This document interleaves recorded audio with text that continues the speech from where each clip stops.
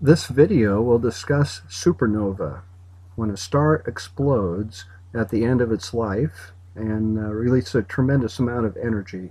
So supernova, this is going to be the death of a star that has more than 8 times the mass of the sun. We're not talking about the solar type stars, talking about very massive stars. Fortunately, these are more rare in our galaxy, but they exist, and from time to time there are supernovae in our galaxy, and supernovae are observed in other galaxies as well.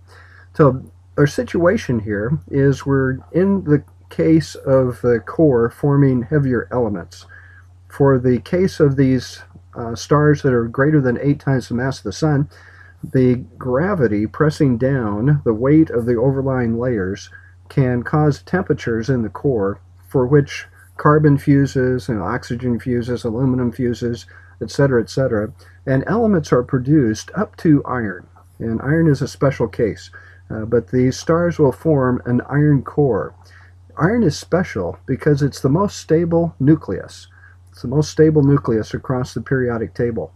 And it turns out that any nuclear reaction actually requires energy if it involves iron. If iron has fusion with another nucleus, it takes energy to make that process occur. If iron fissions, there's an energy that's used up in that process. So these nuclear reactions that involve iron do not create more energy for the core to make use of. They suck up energy that is available in the core. So imagine what happens now if we're extracting energy from the core. Is the core going to expand or contract? And you should be saying contract. So here's our situation when the star builds up an iron core, and the process here is going faster and faster and faster in forming these cores and shells. The star is changing its state very, very rapidly. But it gets to this iron condition where the core can no longer provide energy. The core starts collapsing. So gravity is winning now. We talk about this balance throughout the life of a star. If we have hydrostatic equilibrium, the star is stable. This is definitely far from hydrostatic equilibrium. The internal pressure decreases dramatically as the nuclear reactions with iron absorb energy from the core. The core collapses, gravity is in place, and the overlying layers of material fall towards the core. Now, this core eventually will stop shrinking in size, but there's a certain city in Nebraska, Fremont, Nebraska, where Midland University is located, where I taught for 32 years, that this collapse stops when this core is roughly the size of this city of about 25,000 people, 4 or 5 miles across. That's just sort of a ballpark number. At this time, the protons and electrons are pushed together to form neutrons. So we have what's called a neutron star. The protons and electrons that existed in the mix of elements in the core of the star are pushed together, forced together, and form neutrons. This neutron star is going to be bigger than 1.4 times the mass of the sun. That's the mass, but it's only 5 miles across or something like that, on the order of that. So it's tremendously dense, and it's actually a different type of material, a degenerate material where there's a pressure created by the limitation on pressing neutrons too close together. So it's not a gas pressure, it's not an ideal gas pressure, but it is a degenerate gas pressure where the neutrons resist, up to a point, being too close together. We'll talk about black holes in the future where the neutrons, the degenerate gas pressure fails and gravity ultimately wins. More on that later. So we have this sort of void at the center of the star. It's not a complete void, but there's a great loss of pressure at the center. There's material collapsing towards the center very rapidly. Tremendous mass. This star is over 8 times the mass of the sun, and that mass is falling towards the center, releasing gravitational energy, and that energy becomes available to the center. We get very high temperatures in this situation. We're getting fusion reactions occurring, creating more heavy elements. So nucleosynthesis is going on.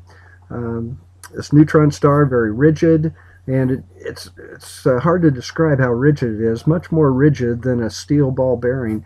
The infalling material that's coming down at high speed actually can bounce off of this neutron star and start going back up. So just like you drop a rubber ball on a concrete floor, and that rubber ball will bounce back up. Now this infalling material bounces off of the neutron star. In addition, in the process of forming neutrons, and all this is happening very rapidly, in the process of forming neutrons, neutrinos are produced. Ordinarily, neutrinos escape from a star. They move through the star just like it isn't there, if it's the density of the sun. This material is much, much, much more dense and actually can capture neutrinos, slow them down, and the neutrinos deliver energy to this very dense interior of this, what's going to be a supernova. That energy deposited in this material in the interior of the star actually pushes the star outward, pushes the material of the star outward. The star explodes. This outward moving material that's been propelled by the neutrinos collides with infalling material, forming a shock wave region. Kind of these two materials slamming together. It creates more turbulence and just more heating of the inside of the star. The star blows apart, except for the neutron star that can stay at the center, but the star is blowing itself apart at this time. So we have hot material. Again, the gravitational energy is heating things up, and we have an expansion here. The area of this hot material is increasing. Well, we've got two things going for us here to make a big luminosity. The surface area is increasing as these gases expand. It's a very high temperature material, and the luminosity is tremendous. The luminosity greater than 1 billion suns, and some people would say almost as bright as a whole galaxy of stars, 100 billions of suns for some short period of time, but luminosity greater than billions of sun for weeks. These stars are bright enough to be seen during the day if it happens in our galaxy close to the Earth. That's happened in the past. But other galaxies, these stars, supernova, definitely stand out and are being noticed all the time. They're searched for all the time, and they're found all the time in studies of galaxies and monitoring of the stars and other galaxies. So a little bit more on the nucleosynthesis. During this explosion, we've got the high temperatures occurring, and we have fusion that involves iron. Iron is not quite in the middle of the periodic table, but it's in that ballpark. As it merges with other nuclei, we can form elements heavier than iron. Up through uranium, and temporarily it can be a short-lived radioactive elements, but uranium has a pretty long half-life. It's formed in this process. Lead, bismuth, and other elements that are heavier than iron get created in this supernova explosion. Elements heavier than iron are not created in the cores of stars as they go through their process. These elements heavier than iron are just created in the nucleosynthesis that happens during a supernova explosion. This gas has been pushed out into space now as the explosion occurs, and this material that is enriched with heavy elements now mixes in with gas and dust in space over a long period of time. As the gas from the supernova explosion expands outward, we have this mixing of enriched material. There are generations of stars in our galaxy, and new stars will form from the gas released by the supernova, the elements released by the supernova, and these younger stars, astronomers can measure, have more heavy elements. There are some places in our galaxy where the stars are very old, and those stars lack the heavy elements. So heavy elements are formed in these supernova explosion, the elements more massive than iron. The supernova material, these gases that have been launched outward from the explosion event, move out at over 1,000 kilometers per second. That's 600 miles per second. 1,000 kilometers, 600 miles per second. think of something 600 miles away. How long would it take you to drive there? If it's 600 miles and you average 60 miles an hour, that's a 10-hour trip. This is 1 second for the speed of that material. Well, that's the theory. Is there anything to back it up? Of course, we always want to have evidence that supports the theory. And we want evidence of all kinds. If it contradicts the theory, then we get a new theory. But here we go. Crab Nebula. The Crab Nebula is a famous example of one of these guest stars that was observed in 1054 AD, bright enough to be seen during the day, and photographed now from 1939 to 2009. There are 4 photographs merged together in this little animated file, 1939, 1950, 1959, and 2009. You ought to focus on just one little tendril and ask yourself, does this thing seem to be moving outward? And what you should see, wherever you pick a tendril, a little knot of brighter gas, you will see that move outward from the center. So this material is moving outward. This explosion did occur. If you calculate how fast it's moving now and run the clock backward, let the material move back towards the center, you get roughly 1054 AD. So this is in the constellation of Taurus, and it is an observable nebula. If you are away from city lights and have a telescope, you can see a supernova remnant. You can see many supernova remnants across the sky. Here's 1973 to 2000, a color animated file. And again, just pick out some feature here. I'm going to put my mouse up here. There's kind of a fork in this red light, and you can see that it's moving outward. The more outward photo is the 2000-year photo. Crab Nebula, just with a static photo, again showing the turbulence that happened here. All this material you see here, this used to be the star. This used to be the star, over 8 solar masses, and it's been totally disrupted. There is a neutron star at the center here. The neutron stars are too small to give off enough visible light to be photographed, but there's another way of detecting them. We'll talk about that in the future. But the Crab Nebula, big turbulent region of the expanding gases from a supernova. Cassiopeia A, and this is not a visible light photograph, but it's giving off radio energy and also giving off X-ray energy. But this is, again, evidence of the turbulence that happened here as this star exploded. In 1987, there's a famous observation of supernova that was in the southern hemisphere of the sky.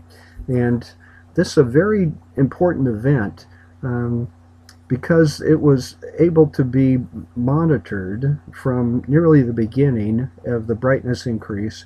There are neutrinos that were detected from this supernova event, and the number of neutrinos that were detected support the theories that I've been explaining here. And what we're seeing here is the atmosphere of the star, or the body of the star, the gases that have been pushed out. They're now colliding with the gas and dust around this star, and this ring is expanding. So, good observation here in 1987. It was very useful for astronomers to collect data on this supernova event. It is good that there has not been a supernova near the Earth. In the supernova event, there's a great release of energy, X-rays, gamma rays, and if a supernova would occur for a star that was close to our sun, it would be very damaging for life on the Earth.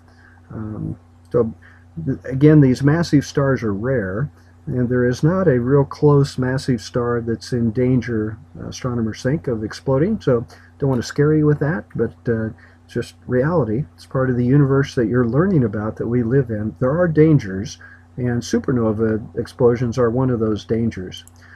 So here's a little more detailed view of the outflowing gas from the supernova colliding with gas and dust that was in the space around this supernova.